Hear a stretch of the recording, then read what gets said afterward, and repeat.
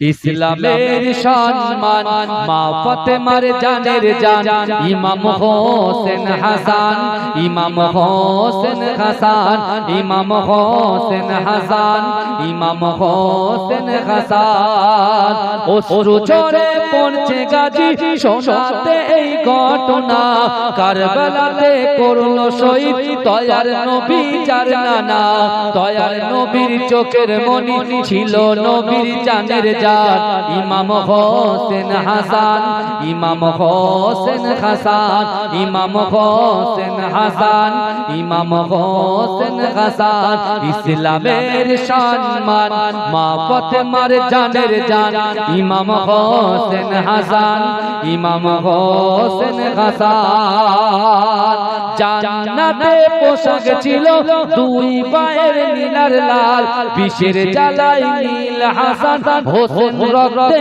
হলো লাল হক বাতিলের করতে পারা দিনের তরে হয় কুরবান ইমাম হোসেন হাসান ইমাম হোসেন হাসান ইমাম হোসেন হাসান ইমাম হোসেন হাসান হাদিস পাক খুলে দেখ হাদিস পাক খুলে দেখ জান্নাতে যাদের নাম হোসেনের নামের সাথে জুড়ে আছে নবীর নাম আমিও চাই সঙ্গী হতে হকের পথে দিয়ে যান ইমাম হোসেন হাসান ইমাম হোসেন হাসান ইমাম হোসেন হাসান ইমাম হোসেন হাসান ইসলামের সম্মান মা ফাতেমার জানের জান ইমাম হোসেন হাসান ইমাম হোসেন হাসান নবী সালাম আলাইকা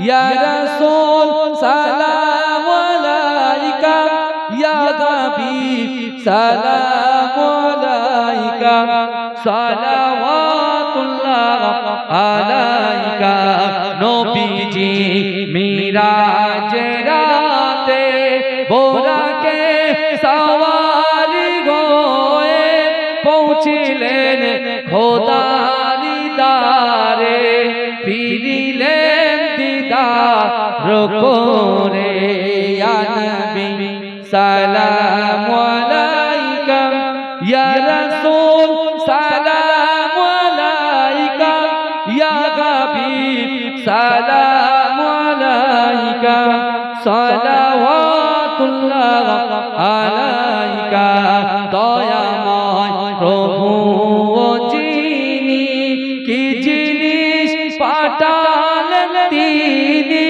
চিনিল না মক্কাবাসিনী চিনিল বনের হরিণী ইয়া নবী সালাম আলাইকা ইয়া রাসূল সালাম আলাইকা ইয়া হাবিব সালাম আলাইকা সালাওয়াতুল্লাহ আলাইকা বালাগাল উলা বিকামালিহি আহলে রাসূল শের আলীর ফুল ঘুমিয়ে গেছে জমিনে শহীদ করিল দুশমনে এই আপনারা তাওয়ারুক দিতে থাকেন আমি গয়েলটা বলে দোয়া করব আহলে রাসূল শের আলীর ফুল ঘুমিয়ে গেছে জমিনে শহীদ করিল দুশমনে ইমাম হোসেন শহীদ হলো কারবালার ওই জমিনে শহীদ করিল দুশমনে 10ই মুহররম জুম্মাবারের দিন জুতে দামামা বেজে ওঠে তরবারি নিয়ে আলী আকবর কারবালার প্রান্তে ছোটে লস্কর ইয়াজিদ মারিল তীর লস্কর ইয়াজিদ মারিল তীর আলী আকবরের বদনে শহীদ করিল দুশমনে আহলে রাসূল শের আলীর ফুল ঘুমিয়ে গেছে জামিনে শহীদ করিল দুশমনে হোসেনের কোলে শিশু আজকার পানির তরে কাঁদিতে রয় পানির বদলে এ জিদি সেনা তীর মারিল আজগারের সিনায় আজগারের রক্ত টুপিয়ে পড়ে আজগারের রক্ত ঝরে পড়ে কারবালার ওই ময়দানে শহীদ করিল দুশমনে আহলে রাসূল শের আলীর ফুল ঘুমিয়ে গেছে জামিনে শহীদ করিল দুশমনে শিমুর ছিল মস্ত নামাজি আহলে রাসূলকে মানত না নবীর বংশ ধ্বংস করিতে দিলেতে রহম হলো না লোভ লালসায় ছুরি চালায় হোসেন পাকের গর্দানে শহীদ করিল দুশমনে আহলে রাসূল শের আলীর ফুল ঘুমিয়ে গেছে জামিনে শহীদ করিল দুশমনে ইমাম হোসেন শহীদ হলো কারবালার ওই জামিনে শহীদ করিল দুশমনে তো আমার ভাই জানেরা হে নবী পাকের উম্মতিরা হে নবী বেবানারা একটু ভালো করে বোঝার চেষ্টা করেন আল্লাহ রাসূল সাল্লাল্লাহু আলাইহি ওয়াসাল্লাম যখন ঘরের মধ্যে তাশরীফ নিয়ে যেতেন ও যুবকেরা আল্লাহ রাসূল কোরআন পড়ে উম্মতের জন্য দোয়া করতেন আল্লাহ রাসূল নামাজ আদায় করে উম্মতের জন্য দোয়া করতেন হুসাইন হুজুরের আম্মা জান মা ফাতেমাতুজ জোহরা রাদিয়াল্লাহু তাআলা আনহা তিনি আল্লাহর রাসূলকে ফলো করতেন আল্লাহর রাসূল যখন কোরআন পড়তেন আম্মা জান ফাতেমাতুজ জোহরা তিনি রাসূলুল্লাহর পাশে বসে বসে তিনিও কোরআন পড়া শুরু করে দিতেন ও যুবকেরা আল্লাহ নফল ইবাদত করতেন ইমাম হাসান হুসাইন হুজুরের আব্বা জান ইমাম হাসান হুসাইন হুজুরের আম্মা জান তিনিও রাসূলুল্লাহর দেখা দেখি নফল ইবাদত করতে লাগতেন ও যুবকেরা তিনি উম্মত করে যখন কাঁদতেন একদিন মা ফাতেমাতুজ জোহরা রাদিয়াল্লাহু তাআলা আনহা যখন রাসূলুল্লাহ আলীর সঙ্গে বিবাহ দেবে ও যুবকেরা আল্লাহর রাসূল ফাতেমাতুজ জোহরাকে বললেন ও মা ফাতেমা তোমার সঙ্গে আলীর বিবাহ দেব মা ফাতেমা বলছে আব্বা জান না না না আমার এই বিয়েতে আমার মোহরটা কত হবে মা ফাতেমা তোর কথা শুনে আল্লাহর রাসূল চিন্তিত হয়ে গেলেন যে না না না যে আদর্শিত সেই মেয়ে কেন তেমন করে মোহরের কথা বলে ও যুবকেরা আল্লাহর রাসূলের কাছে মা ফাতেমাতুজ জোহরা বিয়েতে রাজি হয় না আল্লাহর রাসূল জন্মে ক্রন্দন করে এত কান্না কাঁদে আল্লাহর রাসূলের কান্না দেখে মা ফাতেমাতুজ জোহরা সহ্য করতে পারে না মা ফাতেমা বলছে ইয়া রাসূলুল্লাহ হাবিবাল্লাহ ওগো আমার আব্বা জান আপনি কান্না থামিয়ে দেন আপনি কান্না থামিয়ে দেন আপনার কান্না আমি ফাতেমা সহ্য করতে পারি না এ যুবকেরা রাসূলুল্লাহ বলছো মা ফাতেমা তুমি বলো তোমার কি হয়েছে মা তোমার কি আলীকে পছন্দ হচ্ছে না মা ফাতেমা বলছে আব্বা জান নবী মুসা আলাইহিস সালাতু ওয়াস সালাম আল্লাহর সঙ্গে তুরপাড়ে কথা বলতেন, কিন্তু আপনি তো নবীদের সরদার, আপনি তো ইমামুল আম্বিয়া, আকায়ে মাওলা, আল্লাহর হাবিব, আল্লাহর দোস্ত, আপনি আল্লাহকে জিজ্ঞাসা করুন আপনার মেয়ের দর্দ, আপনার মেয়ের কষ্ট, আপনার মেয়ের অন্তরের কথা, মনের কথা, ইচ্ছার কথা, আকাঙ্ক্ষার কথা, উদ্দেশ্যর কথাটা আমার আল্লাহ পাক জানে। আপনি আল্লাহকে জিজ্ঞাসা করুন আমি কি চাই। ও যুবকেরা, আমার দয়াল নবী সিজদায় পড়ে গেলেন, কান্না শুরু করে দিলেন। আল্লাহর রাসূল সিজদায় গিয়ে আমার আল্লাহকে দোয়া চায়, ওগো রব্বুল আলামিন, আল্লাহ পাক, যে মেয়ে কখনো আমার কথা অমান্য করেন নাই, সেই মেয়ে কেন এমন করে? ওগো রব্বুল আলামিন, আল্লাহ পাক, আপনি আমাকে সাহায্য করুন। হে যুবকেরা, আমার আল্লাহ পাক রব্বুল আলামিন জিবরাইলকে বলছো, জিবরাইল চলে যাও, চলে যাও, পুরো পৃথিবীটাকে যদি ফাতেমাকে দেওয়া হয় তাও কিন্তু এই বিয়ে দেশে রাজি হবে না। আল্লাহ রাসূল জিজ্ঞাসা করলেন কেন? বলছেন না না না, সে আমি আল্লাহ পাক রব্বুল আলামিনের কাছে আপনার কন্যা ওয়াদা করেছে। ওগো রব্বুল আলামিন, আল্লাহ পাক, আমার আব্বা জান কোরআন পড়ে, কোরআনের পড়ার শেষে উম্মত উম্মত করে কাঁদে। আমার আব্বা জান এমন করে নামাজ আদায় করে, উম্মত উম্মত করে কাঁদে। কিছু সময় দেখতে পাওয়া যায় আব্বা জান যখন ঘরের ভিতরে থাকে না, আমি যখন বাইরে বার হয়ে যাই, আমি দেখতে পাই জান্নাতুল বাকি কবরস্থানের সামনে আমার আব্বা জান দু হাত তুলে উম্মত উম্মত উম্মত বলে কাঁদে। না না না, আমি তার কন্যা ফাতেমা, আমার বিবাহের দিন মোটটা এটাই হবে, আমার আব্বা জানের যত উম্মত আছে ওই উম্মতের জীবনের গুনাহ খাতাগুলোকে ধুয়ে মুছে ক্ষমা করে দিতে হবে। তাহলে রাজি হব, নালে আমি রাজি হব।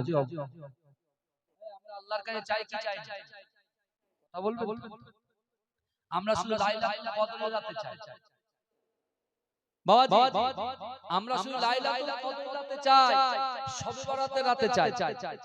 কিন্তু আপনি কি জানেন প্রত্যেক দিন এভরি নাইট আল্লাহ পাক প্রথম আসমানে অর্থাৎ রাতের শেষ ভাগে প্রথম আসমানে এসে বলছে, এই আমিনাবাসী, তোমরা কি চাও? অর্থ চাও, সম্পদ চাও, ইজ্জত চাও, জান্নাত চাও, কি চাও? আমি আল্লাহর কাছে বলবো, কারণ আমি আল্লাহর কাছে বলবো, আমি আল্লাহ দিতে প্রস্তুত। জোরে বলে, জোরে বলবেন না? কিন্তু আল্লাহ কিছু কিছু মহান রাত রেখেছে বাবা, মহান সাল্লাল্লাহু আলাইহি ওয়াসাল্লাম, বললাম না শিকড় ভালো হলে গাছ ভালো হলো। আল্লাহ ফাতেমা সাইডে থেকে শুনছেন যে আমার আব্বার মুখ দিয়ে শুধু একটাই বাক্য, না ফাতেমার জন্য কাঁদে না, কাঁদছেন কাদের জন্য? উম্মতে মুহাম্মাদী যারা আমরা বাড়িতে বসে বসে আড্ডা মারছি, গল্প করছি, ভালো করে ওয়াজ বুঝে, আমরা যারা বাড়িতে বহাল তবিয়াতে আছি, 365 এক বছর 364 দিন পরে বসেছি, বসার মতো আমরা বসতে পারিনি, নিয়ত তৈরি করতে পারিনি। মা আপনারা এসেছেন বিশ্বাস করে, যে মাহফিলে বসেছেন, যে জায়গায় বসেছেন, এই জায়গা থেকে আপনি তখন ওটার নিয়ত করেন যে আল্লাহ যেন আপনার মনের আশাকে পূর্ণ করে দেয়। জোরে বলে, এই সেই জায়গা, এই জায়গা থেকে মুজাদ্দিদ জামান দাদা হুজুর রাহমাতুল্লাহ আলাইহি বড় বড় খলিফা হয়েছেন। জোরে বলুন সুবহানাল্লাহ। এই জায়গা থেকে আমার আল্লাহর কাছে মা ফাতেমা বলছে যে আমার বিবাহ তো আমি রাজি হব, আমি আলীকে বিবাহ করব আল্লাহ, কিন্তু আমার মোহরটা যেন এটাই হয় যে আমার পাপের যত উম্মত আছে তাদের যেন ক্ষমা করে দেওয়া হয়। কি নিয়ত করেছে দেখেন। আর আমরা বলি আল্লাহ আমার একটা মার্সিডিজ গাড়ি লাগবে, বিএমডব্লিউ গাড়ি লাগবে, 10 তলা বাড়ি লাগবে, আঙ্গাঙ্গার 34 নম্বর জাতীয় সড়কে বেশি না 5 কাঠা জমি লাগবে, বিশাল বড় একটা বিল্ডিং লাগবে, আর প্রত্যেক মাসে 3 লাখ করে ভাড়া আসে। ব্যাস, আর চাই তুই হজ করতে চাস না? বলে দাঁড়ান, হজে তো যাবো, 5খানা ছেলে, ছোট ছেলেটার বিয়ে দিয়ে তারপর যাবো, কিন্তু মৃত্যুর কোনো গ্যারান্টি আছে? কথা বলে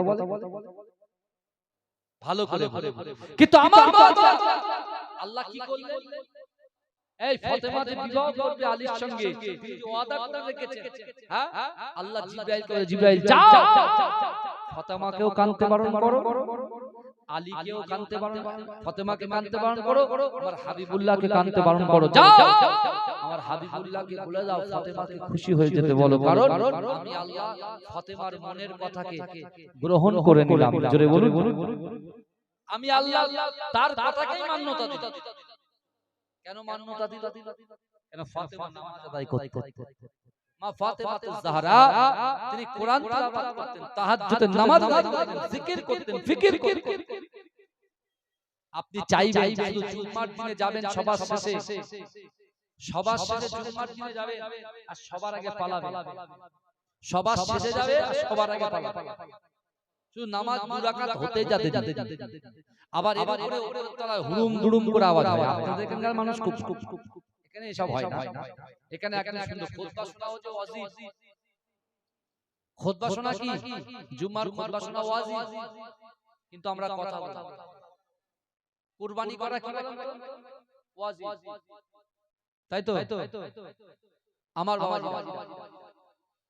কিন্তু আমরা ওটা মানছি এটা মানছি নামাজ ফরজ আইন, রোজা রাখা 10-30টা রোজা রাখা ফরজ আইন, পর্দা করা ফরজ আইন, পিতামাতাকে মহব্বত করা ফরজ আইন, ফরজ।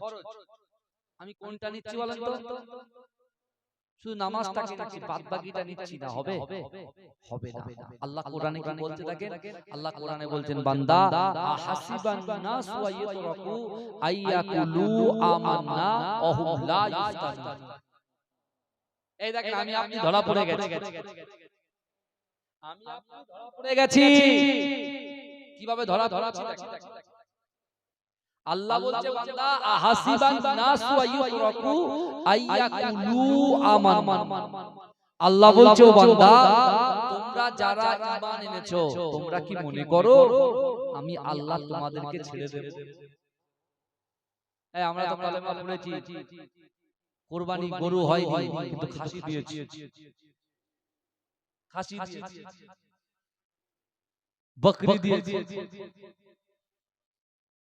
আমরা যাকাত দিয়েছি, আমরা মা বাবাকে খাওয়াও দিয়েছি, এতিমদের মাথায় হাত দিয়েছি, খিদমত করেছি, হালাল ইনকাম করছি, কিন্তু তারপরেও আল্লাহ বলছেন কি বলছেন? আহাসিবান নাস ওয়া ইয়াতরাকু আইয়াকুলু আমান্না। আল্লাহ বলছে ও বান্দা তোমরা যারা ঈমান এনেছো তোমরা কি মনে করো আমি আল্লাহ তোমাদেরকে ছেড়ে দেব? তারপর কি বলছে দেখেন, অহুম লা ইফতানুন, আমি আল্লাহ কি তোমাদের পরীক্ষা করব না? ভালো করে বলে আল্লাহ বলছে আমি আল্লাহ কি পরীক্ষা করব না? আল্লাহ রাসূলকে পরীক্ষা করা হয়নি, মা ফাতেমাতুজ জোহরাকে পরীক্ষা করা হয়নি, আলী হুজুরকে পরীক্ষা করেননি আল্লাহ। নিজের সন্তান কারবালা প্রান্তরে শহীদ হবে অ্যাডভান্স আমি যে মৃত্যু ধরুন আগামী শুক্রবারে হবে, যদি আমি জানতে পারি আমি আপনার সঙ্গে এরকম গল্প করব, এই কথা বলে আপনি 3 ঘন্টার ভিতরে হবে, আপনার কি অবস্থা হবে বলেন? এক একটা সময় মানুষের না গ্যাস পাম্প করে, গ্যাস হয়ে যায়, বুক জ্বালা করে, ধরপড় করে, তখন কেমন মেহসুস হয় বলেন তো? তখন মনে আল্লাহ একটাবার ক্ষমা করে দেন, নামাজ একদিনও কাজা হয়, আল্লাহ একটাবার ক্ষমা করে দেন, আমার বাচ্চাটা ছোট, আল্লাহ আমার আর জীবনে কোনো ভুল হবে না, আল্লাহ বলে যাও বান্দা তোকে সারিয়ে দিলাম। আবার সে চুল উল্টা দিচ্ছে, এই নামাজ পড়ে ধর এখন দাঁড়া 125 বছর বয়স আর বাকি আছে, অথচ সে গতকাল রাতে সে আল্লাহর কাছে বলছে আল্লাহ আপনি একবার বাঁচিয়ে দেন আমি ঠিক হয়ে যাব। ভালো করে বলে আমার ভাই জানেরা, এ নবী পাকের উম্মতিরা, এ নবী দেবানারা, একটু ভালো করে বোঝার চেষ্টা করেন। আজকে কারবালার ঘটনা বলতে গেলে বহু সময়ের প্রয়োজন হয়, কিন্তু না না না, ওই কারবালার প্রান্তের ভিতরে একটা কথা আমার বড় মনে পড়ে যায়। ও যুবকেরা, ভাই ভাইয়ের যে সম্পর্ক, ইমাম হাসানের সঙ্গে ইমাম হোসাইন হুজুরের কি সম্পর্ক ছিল?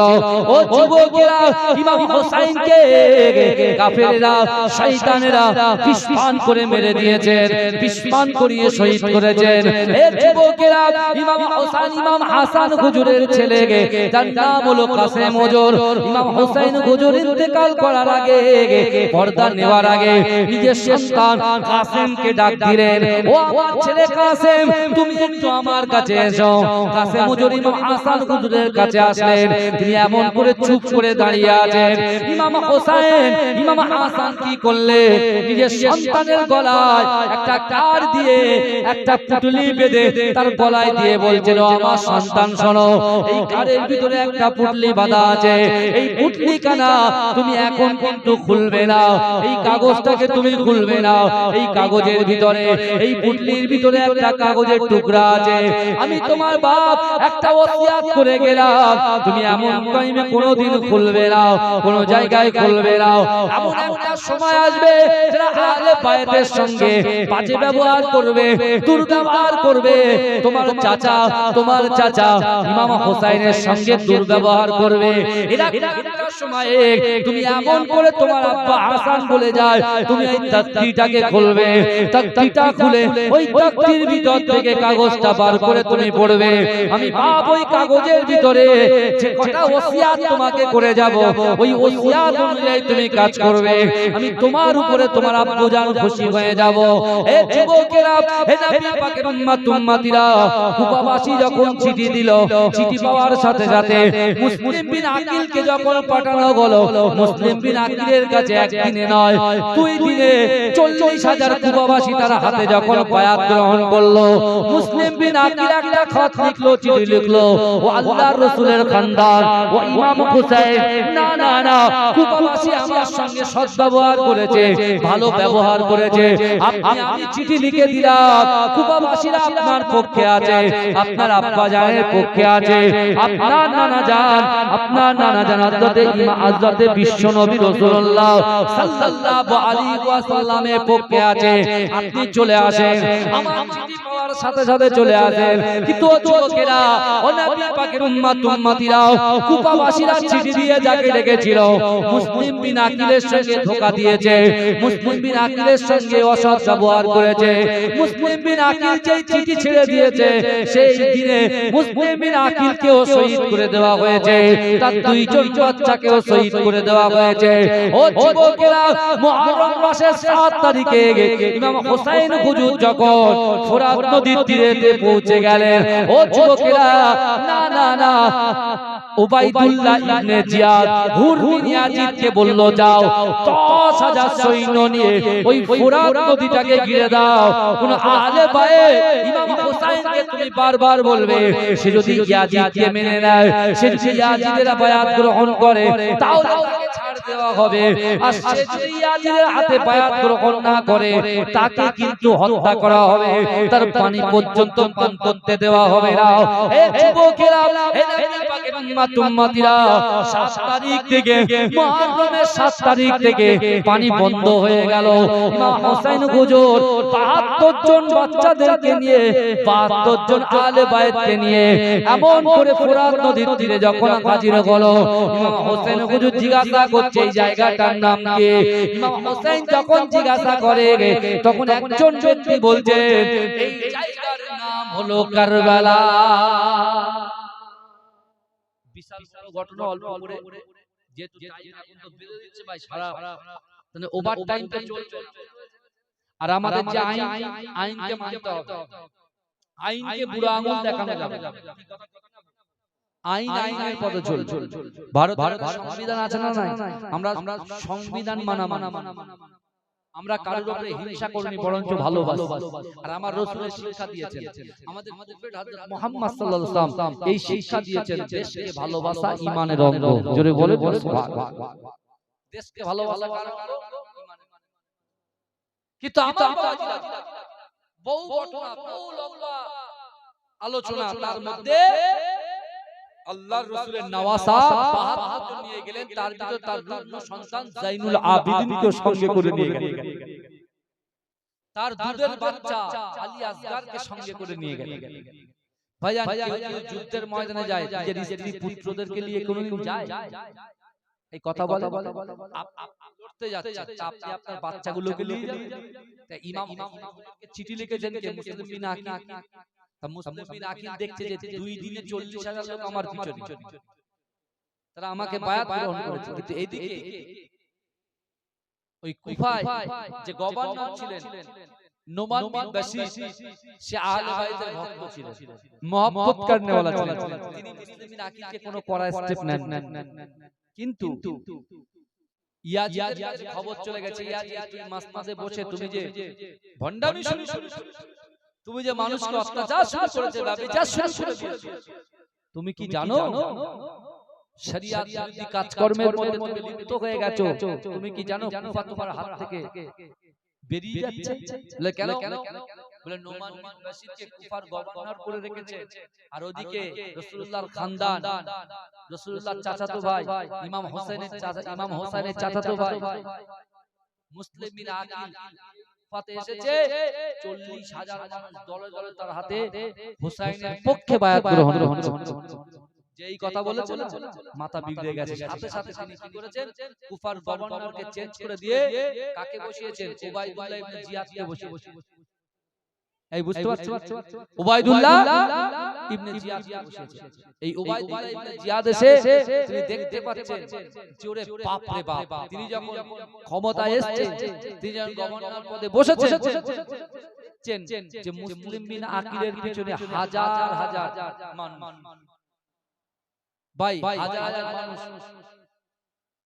মানুষ কিন্তু সত্যের ভক্ত ভাই। এই কথা ঠিক না ভুল? আর চেয়ারের জায়গাটাকে মানুষ পরিবর্তন হয়। আপনি ঠিক পরীক্ষা করে দেখবেন, যেদিকে শক্তি বেশি মানুষ সেদিকে যায়, যেদিকে সেদিকে মানুষ যায়। কিন্তু ইমাম হোসেন কিন্তু এই দিকে বিশ্বাস করেন। ইমাম হাসান, ইমাম হোসেন হুজুর এই নীতিকে মান্যতা দেয়নি। ইয়াজিদের কাছে ক্ষমতা আছে, পাওয়ার আছে, অর্থ আছে, টাকা আছে, কিন্তু সেই অর্থের কাছে, সম্পদের কাছে, শক্তির কাছে রাসূলুল্লাহর নওয়াসা কিন্তু নিজের মাথাটাকে নোয়ায়নি। মাথাটা তিনি বাতিলের কাছে মাথা নত করে। তিনি বলছে, ইয়াজিদ তুমি যে বসেছো মসনদে, তুমি নামাজ পড়ো না, তুমি ব্যভিচারী, তুমি ব্যভিচার করো, তুমি মানুষকে অত্যাচার করো, তোমার হাতে হাত দেবো কেন? কোনদিন ইমাম হোসেনের জীবন থাকতে ইয়াজিদের হাতে কোনো বর্ষতা স্বীকার করব না। জোরে বলুন না সুবহানাল্লাহ। আমাদেরকে এই প্রতিজ্ঞাবদ্ধ হতে হবে যে আমরা বাতিলের কাছে কখনো মাথা নত করব না। মধ্যে তো